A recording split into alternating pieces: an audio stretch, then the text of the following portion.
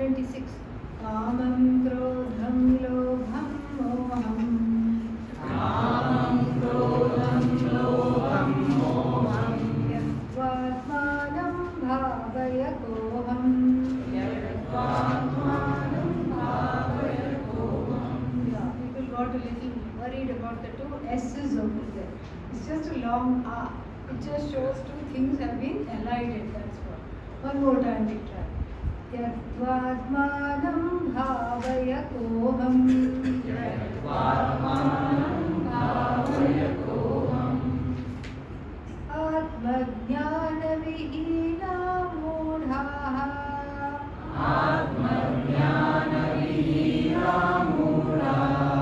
Te pachyante narakani-gudhaha. Te pachyante narakani-gudhaha. So, Kama. What is that? Everybody knows. Desires. The two desires that take you for a spin. Okay? They drive you, you don't drive them. That is what is meant by Kama. If you are in the driver's seat, Kama is a manifestation of Bhagavan. That's not a problem. But if they drive you, then that is not an ideal situation. So Kama, and then when Kama of the binding variety, and we'll hear more about that now that will start the Bhagavad Gita. Binding variety means what? Kama that constricts and ties you to its fulfillment, creates pressure. So those binding desires, when they are not fulfilled, they lead to what? Krodha. Any kind of a desire that is left unfulfilled leads to anger. So the next time you are angry, think, what desire did not get fulfilled? That's how anger comes. What is it that I wanted that did not happen? Or what is it that I did not want happened? Both those things are there. And so this is Krodha. Then what else is the next one? Lobha. Lobha means? Yeah. I already have something. I want more of the same. Why? Because somebody has a newer model. That's all. And then coming into Vedanta also, people don't give up this tendency. Instead of phones, it turns into rare books. I want to collect this. I want to do this. I want to get that. I'm the only one that has this. There are only so many copies. And so one starts to collect so many books. Even the syllabus we have, we don't have time to go over. And then on top of that, we are collecting books. So this is the idea. Thankfully now, most of the things are digitalized. So you can collect them on the computer and then forget about them. So this collecting tendency is called Lobha. Lobha is really desiring what somebody else has. I too want one of that, but you already have something similar. No, but I don't have what they have. That is Lobha, avarice, greed. Greed with regard to food, with regard to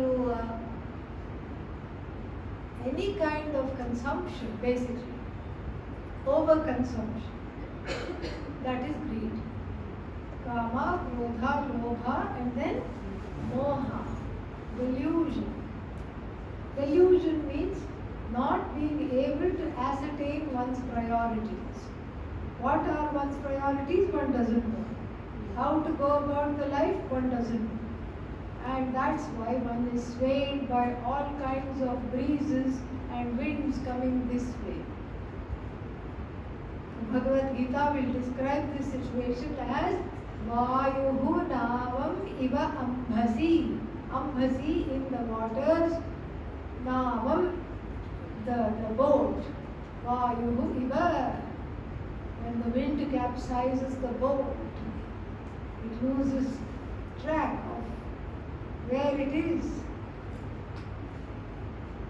Not only where it is currently, compass and all we need, but where it is headed, all that it is gone. The wind spins it around and then turns it upside down even sometimes. And so in the same manner, this is also the situation here. What is the situation? Situation is that I have gotten derailed from what I want. And that is moha. Kamam, krodham, lobham, moham, tyaktva, having given up. Here is again tva. Tyaj plus tva, the ja becomes ka, and then tyaktva. Tyaktva, having given up. Atmanam bhavaya, contemplate on the self. How to contemplate on the self? Oham iti bhavaya, who am I? Who am I doesn't mean just sit under a tree and say who am I, who am I. Nothing will come out of that. If you say who am I, then answer should come, correct? Where will the answer come from? Yourself. Do you know or do you not know? Not. And so what answer will come? Donkey. Same answer. Idiot. Who am I? Good for nothing. Who am I? A wanting person. Who am I? Angry. Who am I? Disenchanted. Who am I? Who is asking? Because I have a pressure to perform in certain places, in certain ways. So the presentation of the self keeps on changing. So this who am I business doesn't really work unless you are Ramana Maharshi. If you are Ramana Maharshi, fine. Even he had gurus. People keep loving, people love to bring up some idea. Ramana Maharshi never studied with gurus, and then Ramana Maharshi got this knowledge. Why I have to stay here for 6 months? So, like that, the question may come, why I need a guru? Ramana Maharshi did not have a guru. So why I need one? And so like this, there is some idea. It's an exception. We don't quote exceptions. The exception underscores the rule. It does not take the rule away. It underscores the rule. And so therefore, so bhavaya, koham here is not sit and say who am I, who am I? Who am I if I am not my anger? That is what to say. I am not my anger. Oh, that's interesting. I am not my anger. So who am I? Outside of my anger. Bereft of my anger. When my anger is not there with me, that's very interesting. Do I exist or not? So in other words, what the author is saying is that one is identified with the anger. People keep saying, I have anger issues. That's at least better than saying I am angry. I am is equal to anger. I am is equal to covetousness, greed. I am is equal to desire. Well, I am is equal to delusion. I am deluded, I am done in, I am victimized, I am angry, I have unfulfilled and unfulfillable desires. All this is all part of the identification. Get some space between yourself and the anger. Anger does not come on command. On demand, a TV show may be there, but on demand anger doesn't come. If I tell you right now, please oblige me and be angry for 3 minutes. Come on, be angry for 3 minutes. You can't oblige. You can't oblige. Anger happens. Some trigger is there. Sometimes the trigger is invisible. I don't know why I'm angry, but I'm angry. But there is a reason. There's always a reason. And so the anger happens. And when the anger happens, it's good to count backwards. Sometimes it's enough to count 5, 4, 3, 2, 1. Sometimes that's not enough. What do you have to do? 10, 9, yeah. Ulti ginti. Do 10, 9, 8. Sometimes that's also not enough. 99, 98, 97. I assure you, by the time you reach one, you even have forgotten. Not only are you not angry, but you even forgotten why you were angry. This is one way. Do not speak, do not act when you are angry. And you can grow in the family just like this, and in the Gurukula also. I'm very angry right now, and I don't want to discuss this issue until I become calm. So please don't mind me. So saying, gently walk away from the situation. So that is and you should tell people also. That is one part of it. To grow out of this identifying with anger and managing anger. Another part of it is to tell the people that you hang out with, your friends, your family, when I'm angry, please point it out. Who likes to be pointed out to when you're angry? Hey, you're angry. That will make the person even more angry. Correct? No, I'm not angry. What are you talking about? See, you're angry. And so, if you make a pact, please point out when I'm angry. You openly tell. Point it out to me. And then that time when they point it out, you should exercise Shama and Dama. You should whack them with the organs of action, including speech. Speech is also an organ of action. And you should not fume till the smoke comes out of the ears. You should say, thank you for pointing it out. And then what is your job? 99, 98, 97, 96, 95, 94, etc., etc., etc. So this way there is a little bit of a space to understand I'm not the anger. I'm not what happened to me for the reason for which this anger is coming. Sometimes the triggers are no. Sometimes people say, I get very angry when I am not included in the discussion. This is a common trigger. Two people are talking, two others join them, and then the fifth person feels very left out. I've been standing here all this time, nobody is talking to me, and what are they talking about there?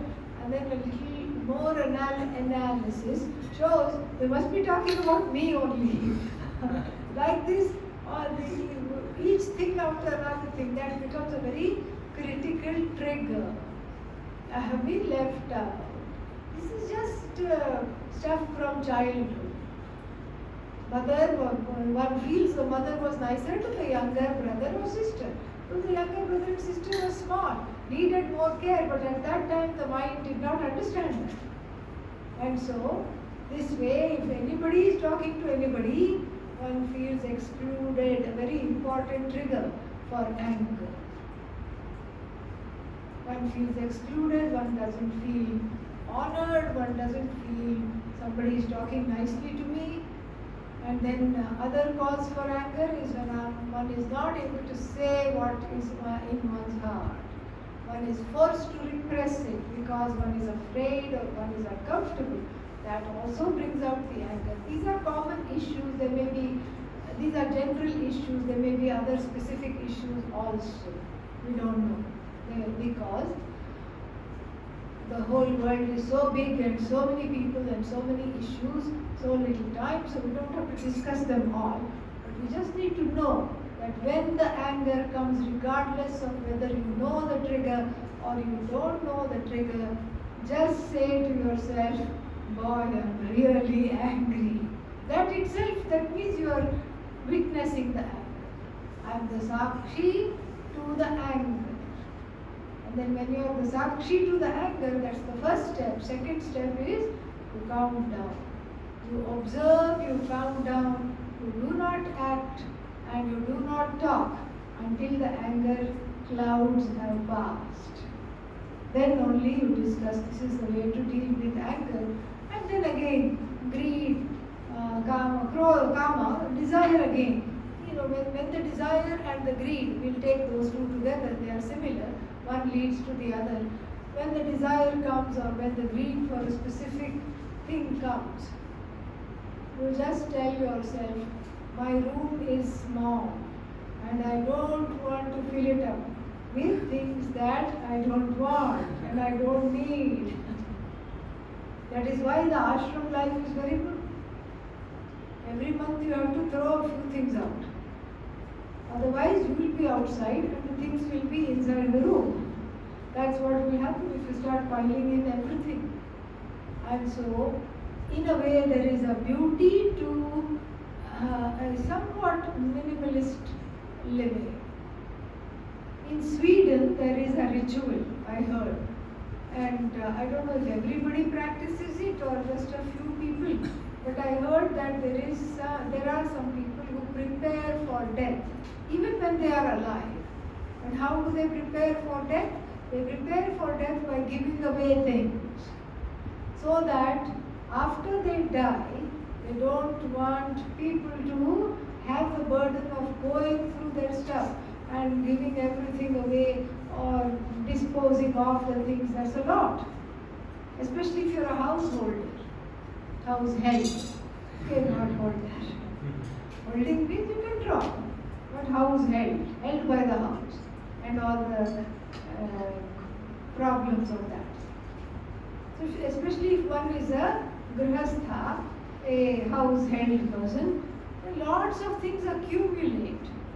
People give you things for which you have no use. And then you have to wait a good amount of time before you can give it to somebody else.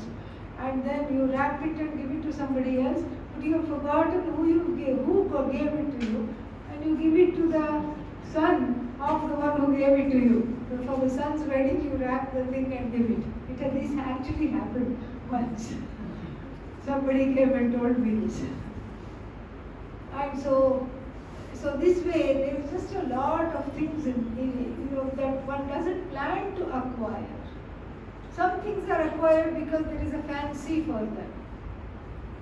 And sometimes one acquires things because they are expensive and other people will see them and appreciate. And this is not about the things, this is about needing validation. Pujya Swamiji used to tell the story, it is a true story, of a lady wearing an expensive sari. She went to some exclusive place, the Weavers Collective, and got a custom-made, one-of-a-kind silk sari with a huge border. Wore it, but it's not enough to just wear it. But what did she need to do? Have a party. So she invited lot of people. They all had a good time, but nobody said a word about her sari. She started to get a doubt. Oh, maybe it's not nice. Maybe the color doesn't look that good on me. Like that, she started to have a doubt. But still nobody said anything. So she wanted to draw attention because people, she thought people need help. They are eating like pigs and nobody is looking at my sari. So she took a glass of water, pretended to drink it, and dropped half of it on the sari and said, oh my goodness, my 50,000 rupee sari is ruined. It was supposed to be, what is that thing called, dry cleaned. And now I have put water on it. Oh no, oh no. This is, desperation will lead you to do anything. Calling for attention, calling for this. See how each kama and each, lobha leads to more and more involvement in samsara. Each kama ties you to samsara even more. Then again, another memory I am having with Pujya Swamiji. Once I went with him to somebody's house in America for dinner. And then there, they showed us some dolls. They were all in the showcase, lined up, this big, each one, and made of some, I don't know what is that called? Porcelain, China, something like that. And so, then after we finished the dinner, after the lady served the dinner, they proudly showed the doll.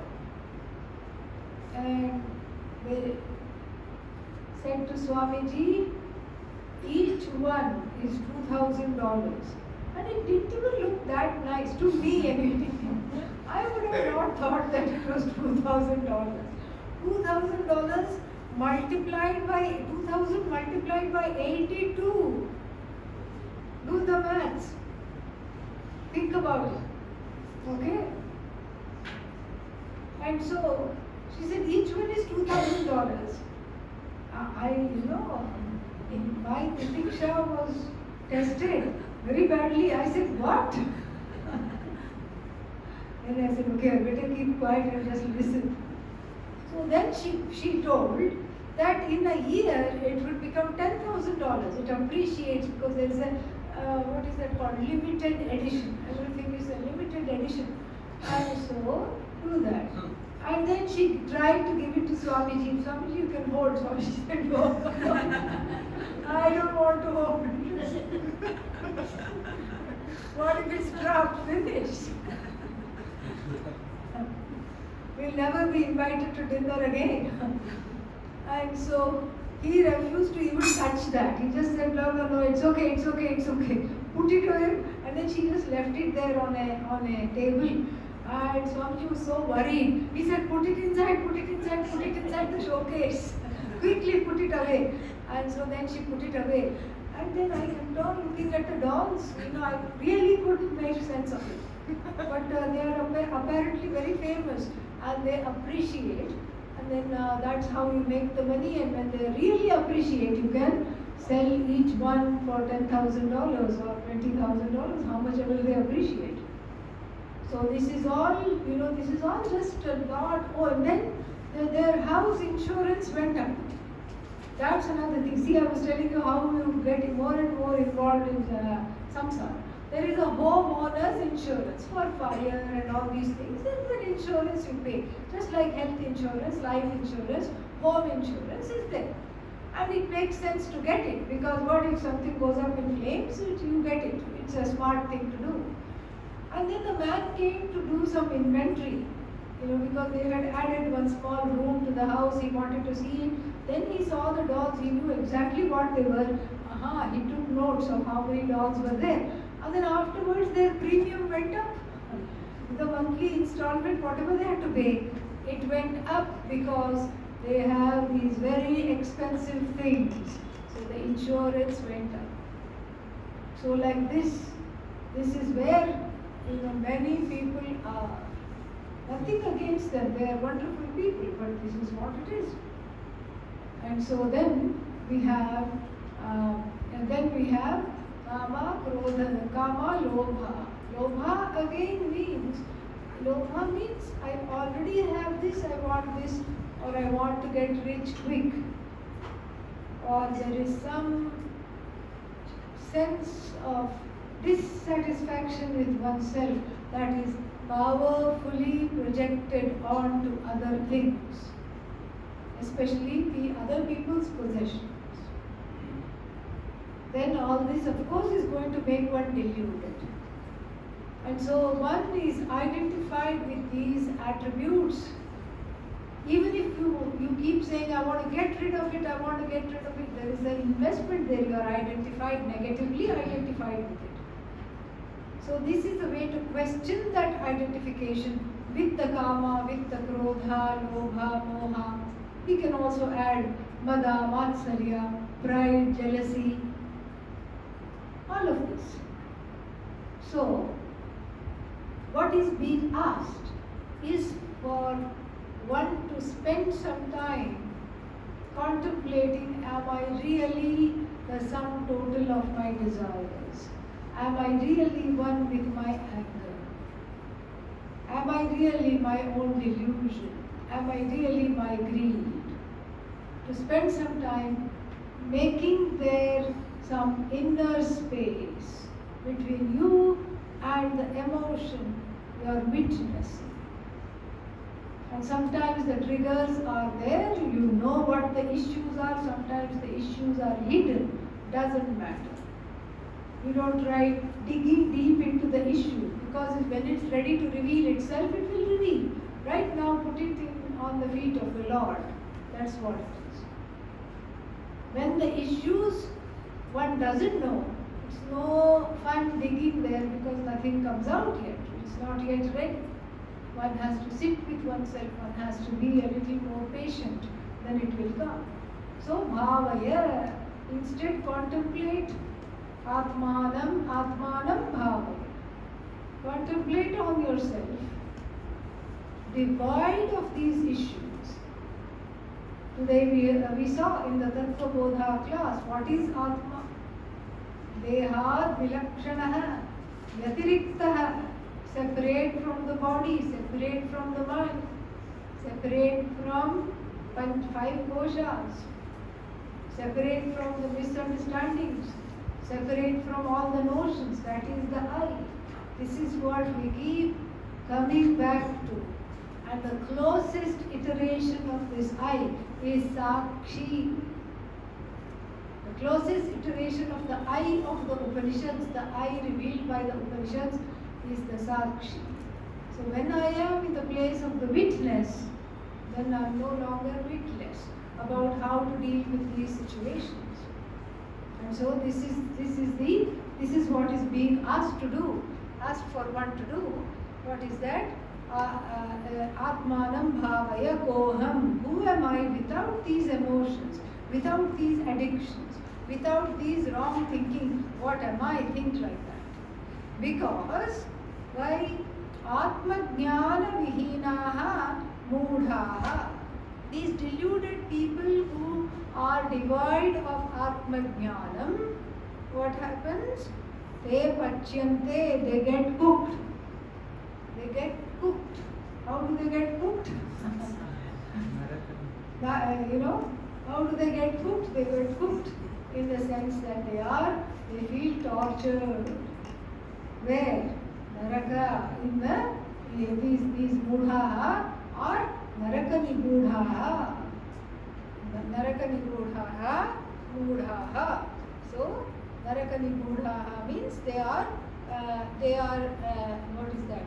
As they are cooked in the hell of their own making, really. Nigudhaha means they are hidden captives, like hidden captives. They are captives of their own mind. They are captives of their own heart. That is the idea. It's not that they go to hell and all. Don't think like that. That's not what it is. They go to hell and they are tortured. That's what the translation says. That's not the idea. It's a living hell. Or it can be a living heaven. As the Bhagavad Gita will tell us in the 5th chapter, ihaihi taihi jitas sargaha yesham samye sthitam manah.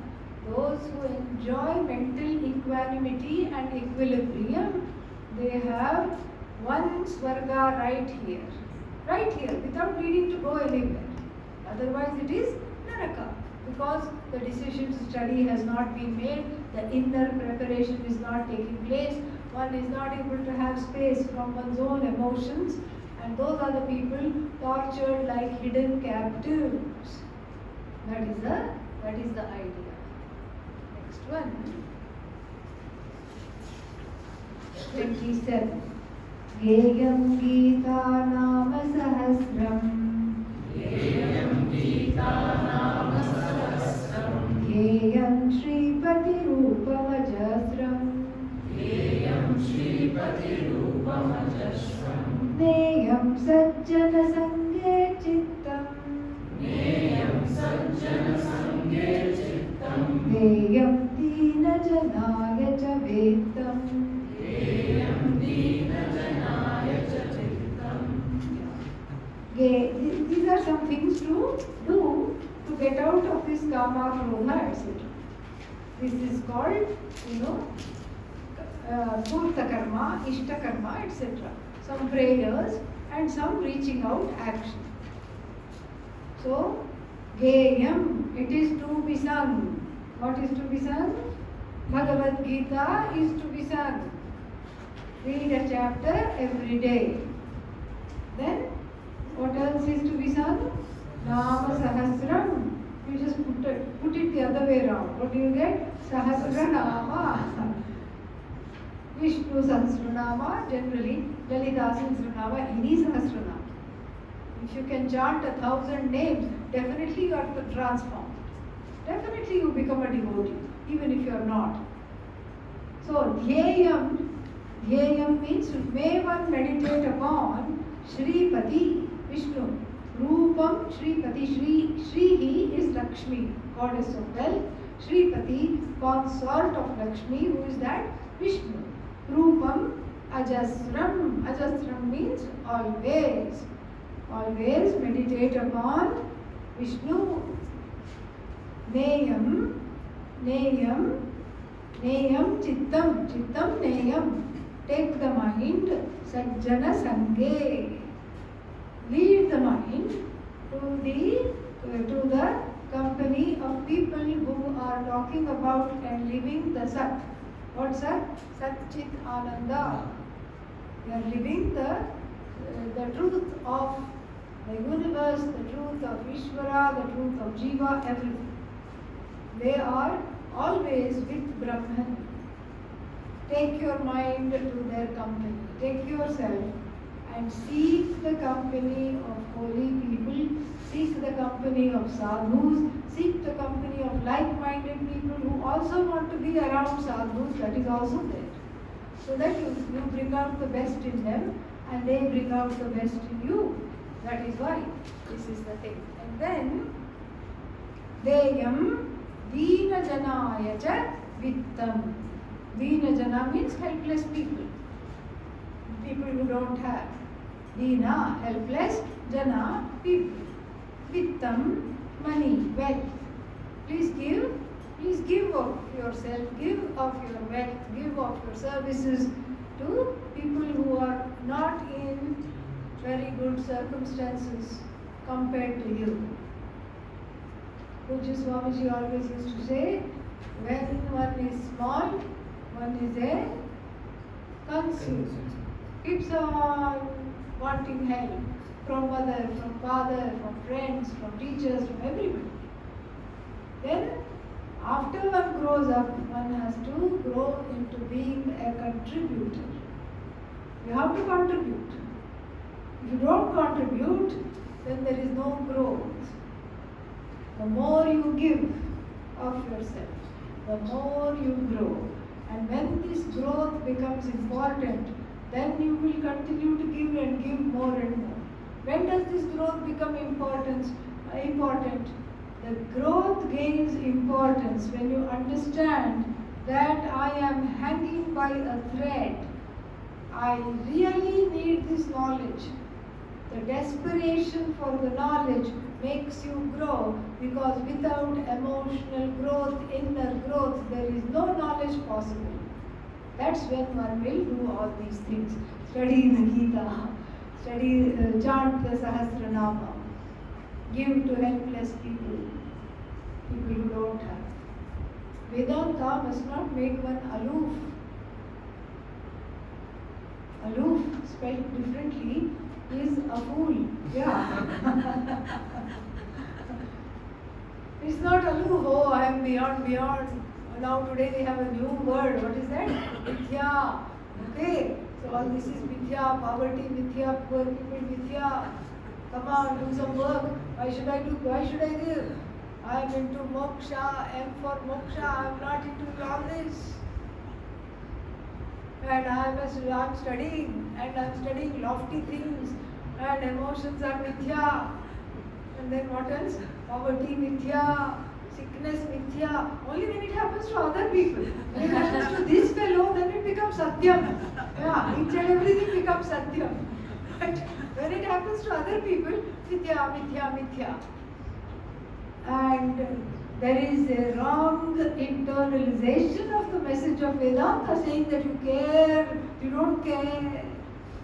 You just are, you are memorizing Bhagavad Gita, Dharma Kshetre, Kurukshetre, etc., etc., etc.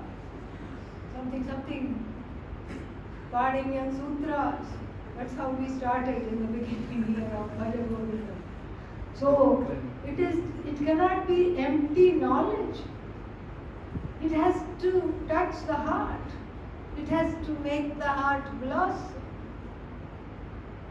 We have to live the knowledge means to feel, to be able to feel. You need not identify with other people's pain. That is too much. Then you can't help anybody, not even yourself. But you can see what they are going through. And if you can help, help. That is the idea. I mean, after 6 months, the idea is not to go with the head in the clouds. I am a Vedantin. Not really. You are a Vedant out if you think like this. You are not Vedant in at all. You are not in Vedanta, you are out of it. So, there is a way to, you see, when we study the Bhagavad Gita in the beginning of the 2nd chapter, after Arjuna cries, Lord Krishna doesn't say shut up. For whole chapter he listens to him. He listens to him. He is the super therapist. Listens so nicely. After that he teaches with a smile. It's not a sarcastic smile. Haha, you don't know anything. You're a great warrior and you're crying here in the battlefield. Shame on you. Not that kind of a smile. And Vyasa describes it as prahasan iva, a small smile playing on the lips. Dakshinamurti also smiles. That smile is not to make fun of the Jagat and all the people suffering. That smile is to say, there is an upaya, don't take this and yourself too seriously. That you can tell. That means you are not identifying with the people's distress. And so, these are all acharas, conduct and modes of behavior that bring out the compassion. Compassion is already latent. It is caught up between passion and dispassion. And it is lost somewhere between passion and dispassion. But there it is. And it has to be allowed to emerge. And the more you give of yourself, the more quickly and more fully it emerges. Om Purnamada Purnamidam Purnat Purnamudachyate Purnasya Purnamadaya Purnameva Vashishyate Om Shanti Shanti Shanti Hari Om Shri